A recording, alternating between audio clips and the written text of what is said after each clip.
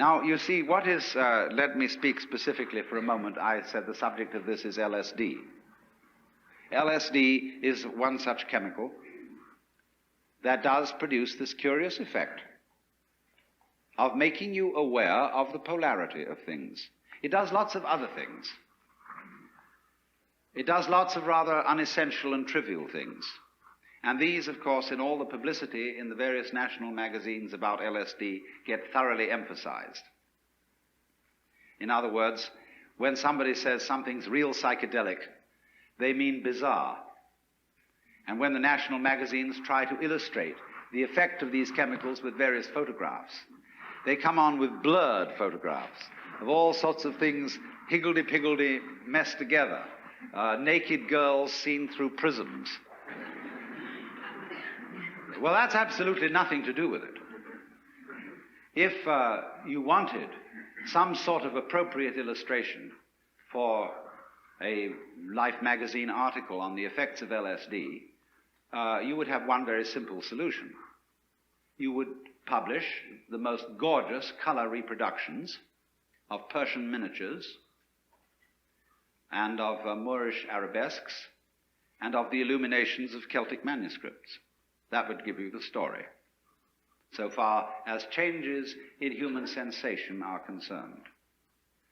But there would be one thing very difficult to put across in pictures, because the people who looked at them, if they didn't get the point of view, wouldn't see it. And that is what I will call the sensation, as well as the intellectual understanding, of polarity. That is to say, that the inside and the outside, the subjective and the objective, the self and the other, go together. In other words, there is a harmony, an unbreakable harmony. When I'm using the word harmony, I don't necessarily mean something sweet. I mean absolute concordant relationship between what goes on inside your skin and what goes on outside your skin. It isn't that what goes on outside is so powerful that it pushes around and controls what goes on inside. Equally so, it isn't that what goes on inside is so strong that it often succeeds in pushing around what goes on outside. It is very simply that the two processes, the two behaviors, are one. What you do is what the universe does. And what the universe does is also what you do. Not you in the sense of your superficial ego, which is a very small, little tiny area of your conscious sensitivity, but you in the sense of your total psychophysical organism, conscious as well as unconscious. This is not something that arrived in the world from somewhere else altogether, that confronts an alien reality. What you are is the universe, in fact, the works, what there is, and always has been, and always will be forever and ever, performing an act called John Doe. And this is such a subversion of common sense. But is, in fact, matter of fact, something, if you stop to think about it, that is completely obvious. Only everything conspires to prevent you from seeing that obvious thing. Because when you were babies, practically, all your parents and your teachers and your aunts and uncles and your older brothers and sisters got together and they told you who you were. They defined you as Johnny, who is just Johnny, and don't you come on too strong, Johnny, because, no, you've got elders and betters around here. But you're responsible. You're a free agent. You'd better be. And so, when you are told from childhood that you are expected and commanded to behave in a way that will be acceptable only if you do it voluntarily, you remain permanently mixed up. That, if anything, is permanent brain damage.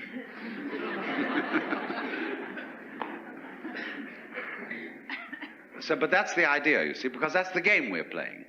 You started it. I didn't. See? That's the game we're playing. And we can make all kinds of complexities out of that, and really, in a way, have enormous fun. But once anybody sees through that, well, we're frightened. Once you get this sense of polarity, of your inside being the same process as your outside, and your ego being one and the same process as the whole universe going on, then we're afraid that people may say, well, good equals bad, and we can do anything we like, and we needn't in any way be further subject to the ordinary rules of human conduct, and we can wear what clothes we like or no clothes at all. We can have what sexual life we like. We can do anything. And we are going to generally, because the world is being rather oppressive towards us, challenge the whole thing and run amok. And a lot of people are doing just exactly that. So I want to introduce into this whole problem some ancient wisdom. I have really two things to talk about. How cultures, which always did know in some way, or among whom a large number of people always did know this secret, handled it. And then I want to make some observations about how we're trying to handle it and how it's not going to work. Among the Hindus and among the Buddhists, this view of the real identity of a human being has always been known, at least by a very influential minority. The central doctrine of the Hindu way of life, I call it that rather than a religion, is in Sanskrit tattvamasi. You're it. To put it in a kind of colloquial way. You're it. And it is the which than which there is no whicher, which they call the Brahman, or the Atman with a capital A, meaning the self. You are only just kidding that you're just poor little me. See, the function of a guru, that is to say a spiritual teacher in India, is to give you a funny look in the eye. Because you come to him and say, Mr. Guru, I have problems. I suffer, and it's a mess, and I can't control my mind, and I'm miserable and depressed, and so on. And he gives you a funny look. And you feel a bit nervous about the way he looks at you.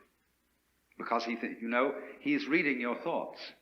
And this man is a great magician. He can read everything that's in you.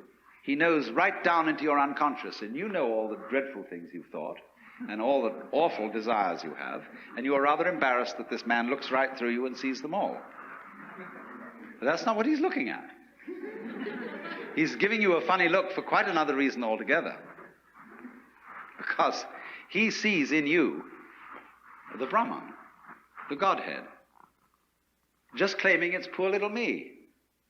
And he's going to eventually, by all sorts of subtle techniques that are called in Sanskrit upaya, that in politics means chicanery, and in spiritual education means skillful pedagogy. He is going to try and kid you back into realizing who you really are.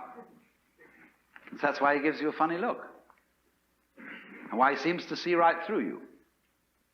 As if to say, Shiva, old boy, don't kid me. I know who you are.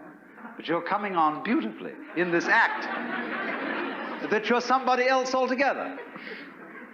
And I congratulate you. You're doing a wonderful job playing this part, which you call the person, my person. You know, a person is a fake. The word means a mask. So if you read books on how to be a real person, you're reading books on how to be a genuine fake. The word persona, as you know, means a mask worn in Greco-Roman drama. So if I come on to the Guru and say, well, he asks you who you are, Sri Ramana Maharshi, when anybody came to him and they said to him, as people do, who was I in my last incarnation? Or will I be reincarnated again? He always replied, who's asking the question? And everybody was irritated because he wouldn't give them answers about what they were in their former lives. He just said, who are you? And he looked at you. Have you looked at photographs of this man? I keep a photograph of him close by because of the humor in his eyes. They're looking at you with a dancing twinkle, saying, come off it.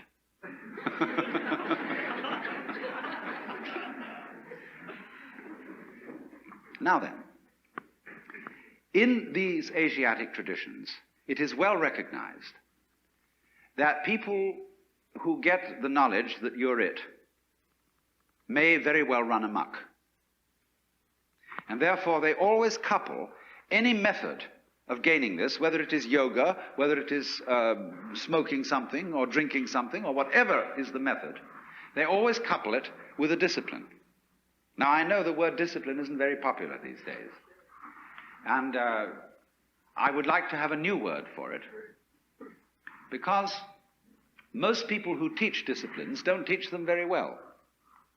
They teach it with a kind of violence, as if a discipline was something that is going to be extremely unpleasant and that you're going to have to put up with.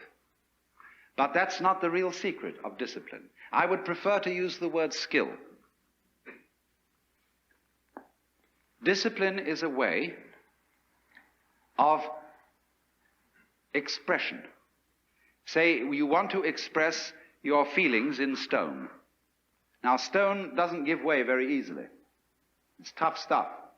And so you have to learn the skill or the discipline of the sculptor in order to express yourself in stone. And so in every other way, whatever you do, you require a skill.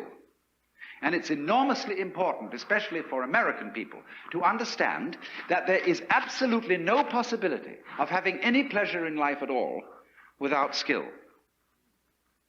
Money doesn't buy pleasure.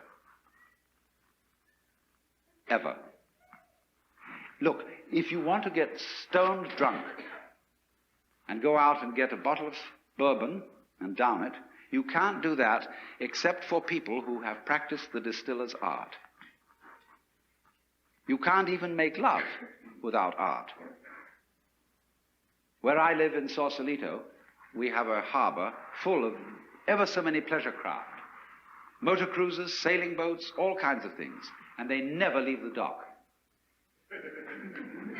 All that happens with them is their owners have cocktail parties there on Saturdays and Sundays, because they discovered, having bought these things, that the discipline of sailing is difficult to learn and takes a lot of time. And they didn't have time for it, so they just bought the thing as a status symbol. So, in other words, you can't have pleasure in life without skill. But it isn't an unpleasant task to learn a skill if the teacher, in the first place, gets you fascinated with it. There is immense pleasure in learning how to do anything skillfully. To make carpentry things, to cook, to write, to calculate, anything you want. It can be immensely pleasurable to learn the discipline. And it is completely indispensable.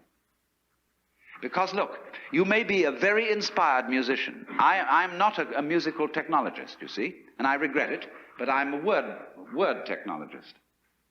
But I can hear in my head all kinds of symphonies and all kinds of marvelous compositions, but I don't have the technique to write them down on paper and share them with somebody else. Too bad. Maybe next time around.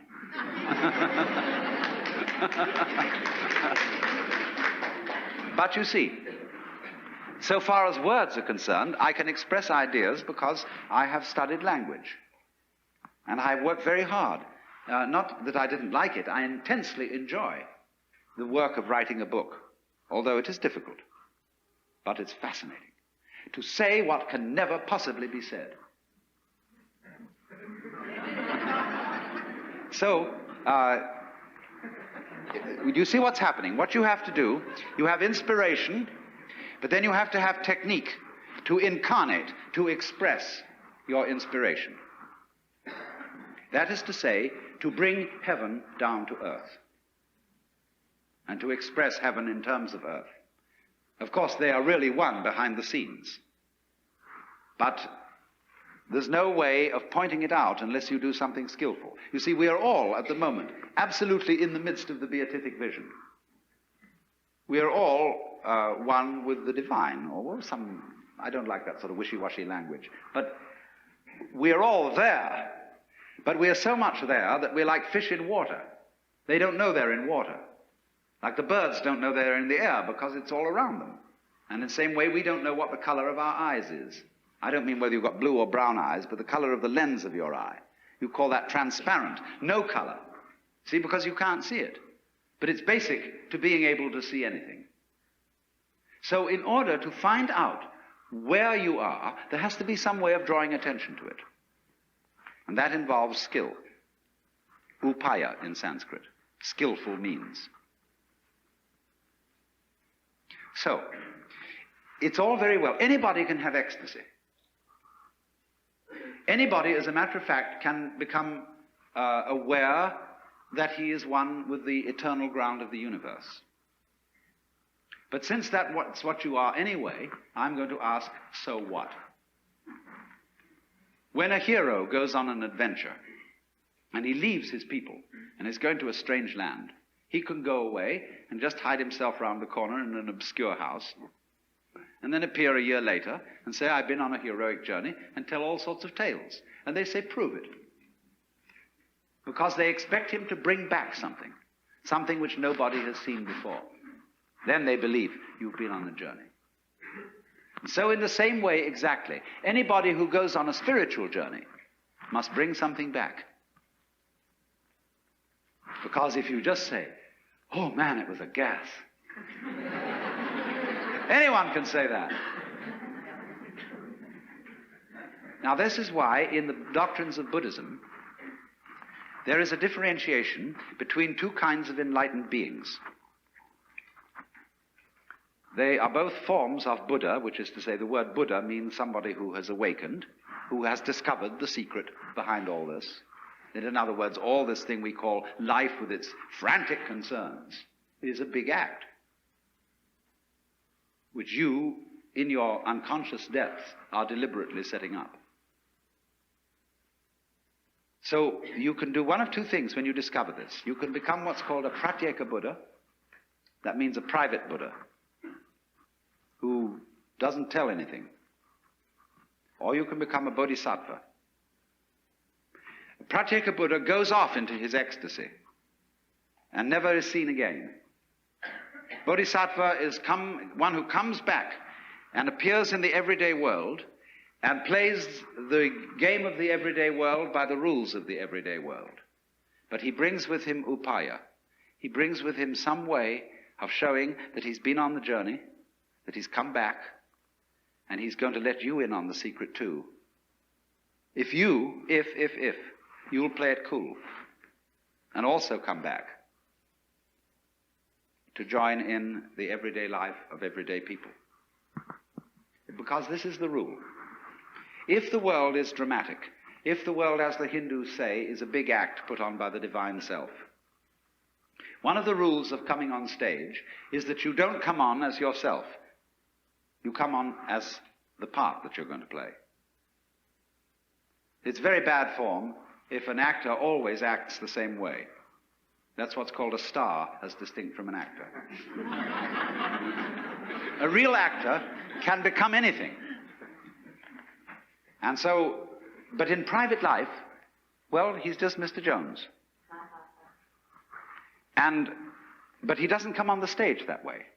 So in the same way, if you know that behind the scenes, in the depths, fundamentally, you are it, you don't come on that way. It always comes on as something else. That's the rule of the stage. Because without that, there wouldn't be a play. There would only be reality. No illusion. And the whole point of life is illusion. From the word Latin ludere, to play. Showbiz. The show must go on, so don't give it away. But truth has a way of leaking. It gets out. But then the important thing is, you see, when the truth gets out, those who catch hold of it must find a way of staying in contact with what society calls reality.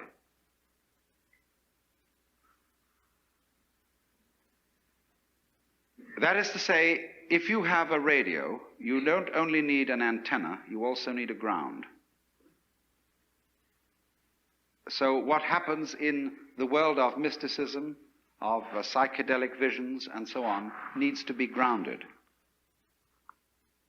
So then, there are always two directions in which such a discipline works. One, preparatory. In other words, those who taught disciplines for awakening in the Orient were always careful to screen, first of all to screen those who applied, and then after screening them, to make them sensible, so that they knew how to handle the game of ordinary human existence and play it by the ordinary human rules. In other words, that they had strength of character and were not the sort of people who would be wiped out because they had no strength of character by an overwhelming experience.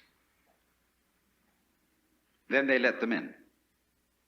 But there are certain disciplines, such as Zen, where you get into the essential secret very early on in the discipline. And after that, they are concerned with much more training in showing you how to use it, how to use the power, to use the vision which you have acquired. And so it is with the current, what we will call LSD scene, that is raging through the United States. It unfortunately lacks discipline. And I'm not trying to say this in a kind of severe, authoritarian, paternalistic way, but only that it would be so much more fun if it had it. In other words, when people try to express what they have seen in this kind of changed state of consciousness, they show 5 movies going on at once, projected upon torn bed sheets, with stroboscopic lights going as fast as possible at the same time, and 11 jazz bands playing. And they're going to blow their minds, baby.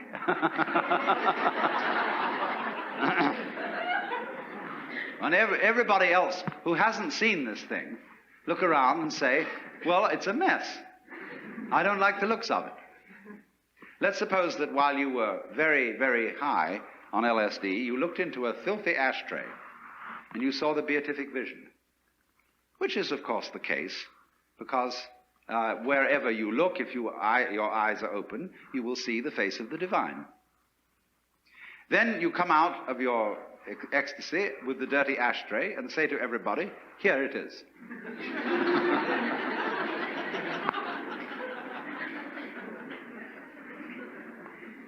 No, there is a possibility, if you are an extraordinarily skillful painter, or even photographer, of presenting the dirty ashtray so that everybody else will see almost what you saw in it.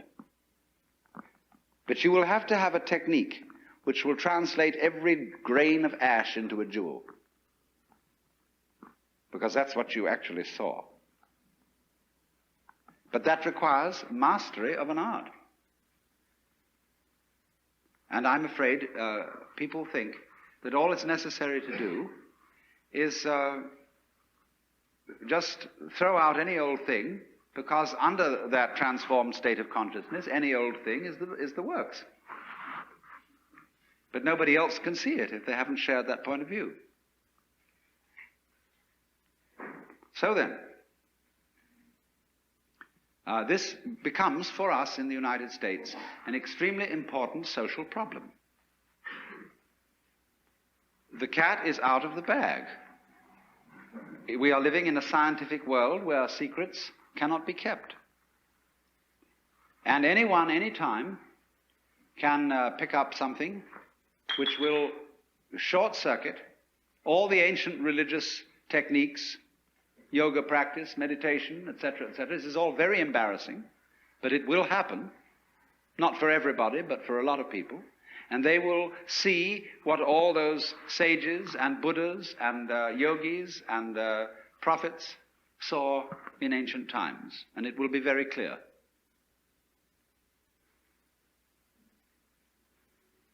So what? So you see, you can say, look at all these people who haven't seen it. This is a temptation. Look at them all going about their business, earning money and grinding it out at the bank or the insurance office or whatever it is every day, and how serious they look all about it, and they don't really know it's a game. And you can cultivate a certain contempt for people like that. But it's very, very bad to do that. Because, of course, don't forget, they have a certain contempt for you. You see, always the nice people in town who live in the best residences, they know that they're nice because there are some people on the other side of the tracks who are not nice. And so at their cocktail parties, they have a lot to say about the people who are not nice, because that boosts their collective ego. There would be no other way of doing it. You don't know that you're a law-abiding citizen unless there are some people who aren't. And if it's important to you to congratulate yourself on being law-abiding, you therefore have to have some criminal classes, outside the pale, of course, of your immediate associates. On the other hand, the people who are not nice, they have their parties. And they boost their collective ego by saying that they're the people who are really in. Whereas these poor squares who deliver the mail faithfully and who carry on what you call responsible jobs, they're just dupes. Or when they earn their money, all they do is buy toy rocket ships with it and go roaring around and so on, and they think that's pleasure. So the people who are not nice boost their collective ego in that way. Neither of them realizing that they need the other just as much as a flower needs a bee and a bee needs a flower. So when you see the people who you think are not in on the secret, if you really understand, you have to revise your opinion completely and say that the squares are the people who are really far out, because they don't even know where they started. See, an enlightened Hindu or Buddhist looks at the ignorant people of this world and says, my respects. Because here I see the divine essence, having altogether forgotten what it is, and playing the most far-out game of being completely lost. Congratulations. How far out can you get?